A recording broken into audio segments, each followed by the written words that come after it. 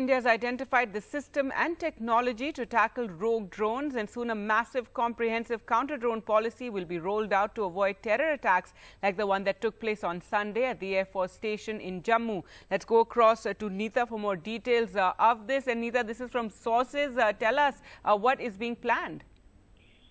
See, Gargi, the entire northwestern sector of India that is particularly comprises of Jammu Kashmir and Punjab needs a regular deployment of counter drone system. That is why it is being felt that a comprehensive drone policy is needed in national interest. There was a meeting yesterday which was chaired by the Prime Minister of India. In the meeting, the Raksha Mantri was also there, the Home Minister was also there, the National Security Advisor was also there. In that meeting, it was discussed that how it is need of the hour. The government has decided as of now that the Indian Air Force is going to be the nodal agency to deal with such a technology. They want them to take a lead role.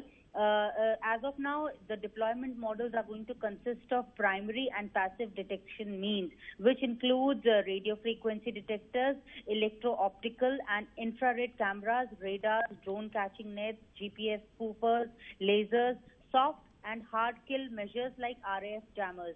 Also, the National Technical Research Organization, the India's Tech Intelligence Agency, is also being roped in for assistance. So this is going to be a comprehensive policy because it is felt by all these policy makers that no universal policy can deal with rogue drones. Each drone has got a different system. That is why a multilateral policy is being planned for India. Gargi? All right. And yesterday, Neeta, we also saw that a team from Delhi went to Jammu to actually, see how this drone attack took place. So this is something that is like a new security threat, and all agencies are wanting to know how to thwart them. Absolutely. Delhi has some high-value targets. All the VIPs are stationed here in Delhi. So that is why the special cell team had gone there. And obviously, the vital targets all across India. This attack has thrown up a whole new, paradigm as far as the security is concerned.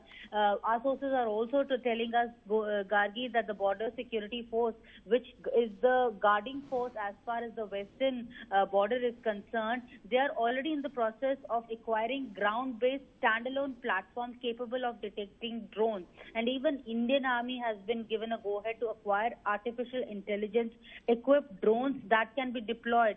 Already the civil aviation had come out with a policy as far as civilians are concerned, but now that policy is now going to be further reviewed to further tighten it up. Gargi?